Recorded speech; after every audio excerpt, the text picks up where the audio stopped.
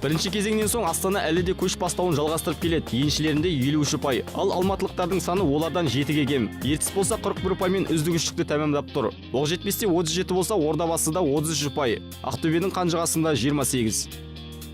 Енді екінші атылыққа назар аударсақ, мұнда Атырау мен Тобыл алғашқы сатта. Қос команданың да көрсеткіші Ақтөбемен бірдей. Жетісу 23 ұпаймен 9-шы орында болса, Шахтер олардан әзірше 2 ұпайға кем. 19 ұпай бар. Тараз 10-дықтан тыс қалса, Ақжайық үшін енді мүмкіндік өте аз, 11 ұпай. 22 турдан соң сүрмелгендер тізімі мынадай. Өткен жылдың басты қаһарманы саналған ивуарлық Жерар Гоу биылғы маусымда да алдына жан салмай келеді. Оның еншісінде 15 гол бар. Екінші сатта Ертіске ауысып бағы жанған Роман Муртазаев 12 голмен тұрса, дәл осындай голдық көрсеткішпен Тобылдық ұжымның шабуылшысы Душан Савич орналасқан.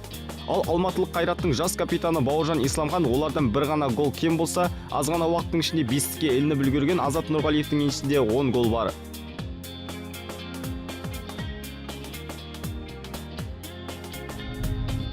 Ал гол плюс пас жүйесі бойынша үздіктер мыналар. Жерар Гоу мұнда да бірінші сатты. 15 гол соғып, 5 нәтижелі пас шығартты. Оның клубтасы Бауыржан Исламхан 11 мәрте қақпаны тура көздеп, 4 рет ассист атанған. Ал Ертіс форварды Роман Муртазаевтың көрсеткіші 12-де 3. 10 гол соққан Азат Нұрғалиев 5 рет әріптесіне тамаша пас шығарса, Тобылдың сүрмелген Душан Савич 12 мәрте нысанадан мүлт кетпеді. Оған қоса бір нәтижелі пасы бар.